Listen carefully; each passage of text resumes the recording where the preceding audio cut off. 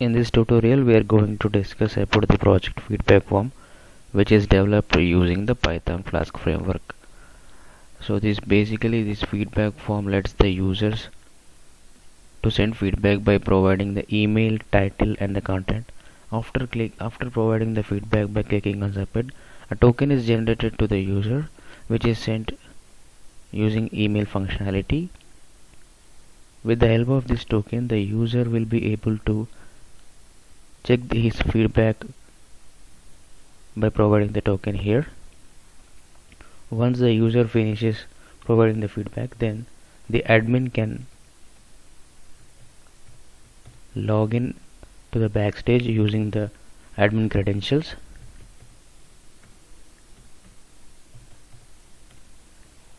And the admin can be able to view all the feedback submitted by the user. He or she can perform operations on the feedbacks, like he can change the status of the reviews to the pending, processing or closed, and he can write any comments to the feedback given by the users. And with the help of this token, the user will be able to retrieve the feedback. Coming to the design of the feedback form, it implements 4 main functionalities. The main, which is used for the front-end development, it provides 3 views, like a view for providing a feedback from the client side, and a view about page, and it also provides a view for checking the feedback information from the client side. We can verify here. So the default page provides 3 views: provide feedback, check feedback, and about page. This about page lets the user know about this website, and check feedback. With the help of the token generated at the time of submitting the feedback, we can be able to fetch the status of the feedback, and provide feedback is used to submit a new feedback here. And coming to admin is used for the backend development. It is a functionality implemented by the admin, and the admin can be able to get the views for all the feedbacks, and also he can modify a particular feedback. We can look here.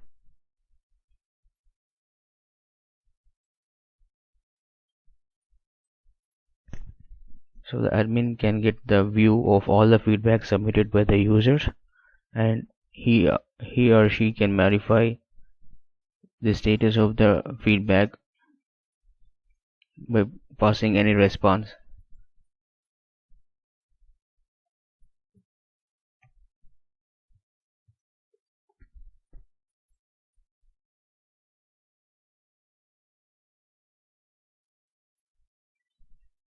And the authentication is used for authentication of the admin.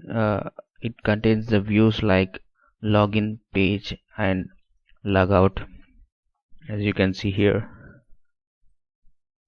a logout and the login.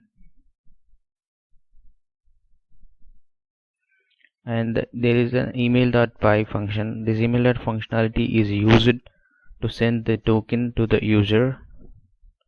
So as soon as the user provides a new feedback, as soon as he clicks on the submit button, then we are going to send an email provided in the form using the email functionality.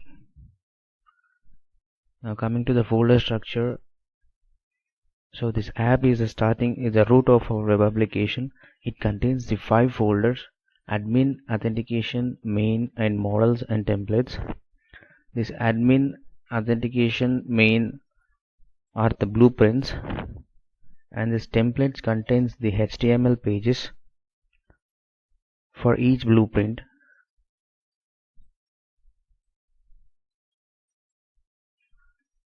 Now we need to set up some basic files in the like config.py and feedbackform.py. In the config.py, it is a configuration file, and feedbackform.py is the entry point of the script for initializing our web application.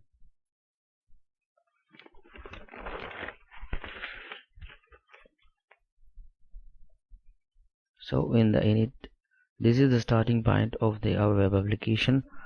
So we require few packages, few Flask packages like SQL Alchemy, Bootstrap, Migrate, Login Manager, and Mail.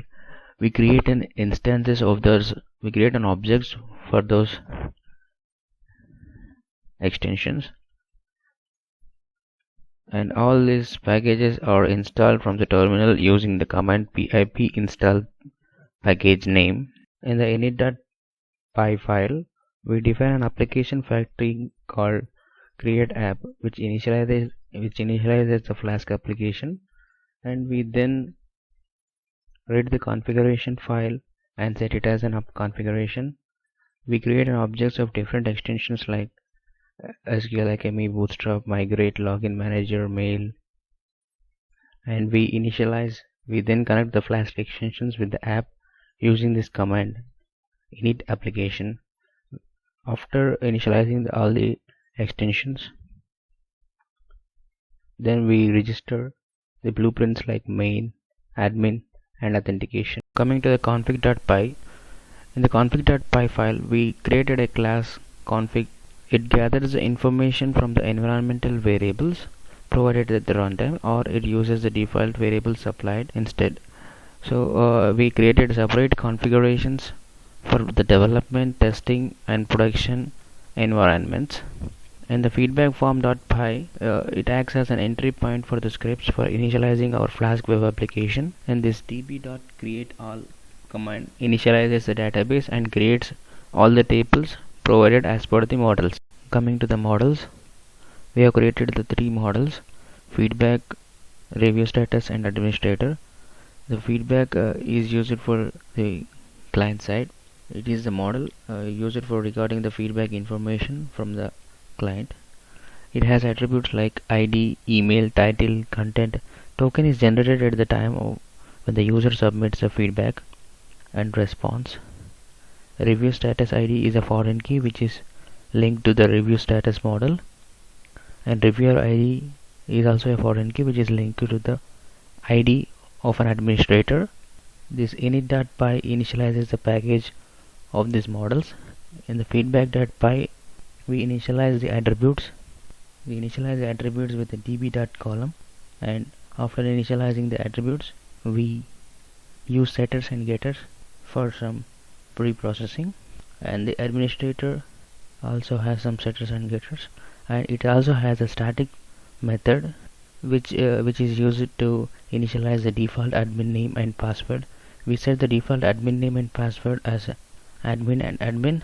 The review status model has two fields, ID and name. It is linked to the feedbacks table using the back reference. Review status field is linked to the feedback. It has some getters and setters. It has a static method which is used to insert the default review statuses. We define the default review statuses in the config.py. The default review statuses are pending, processing, and close.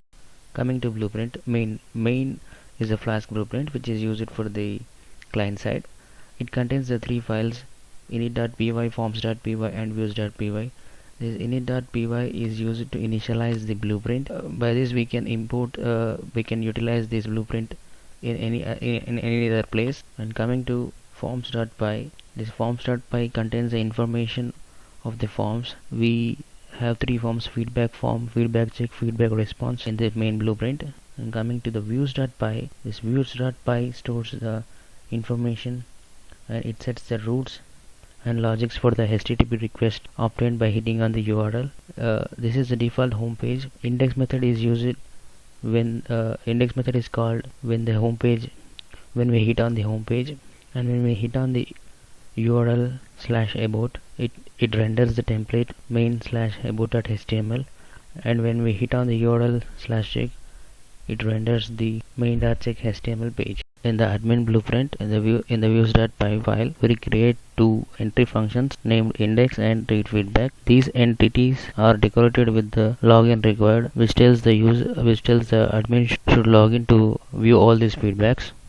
In the authentication blueprint, we have the routes for the login and logout. Coming to the email functionality, when the user submits a new feedback, we invoke a function named send email by passing the parameters as email given by the user, subject, template, and the token. When we invoke this function, the email.py, we have created a send email function. This function creates a thread to send the email to the client. We use Gmail for the development environment. In order to send email, we need to turn on the access to less security app to interact with the application. As soon as we finish working with the environment, make sure to turn it off for the security purposes. Let us provide a sample feedback by entering the email title and the content.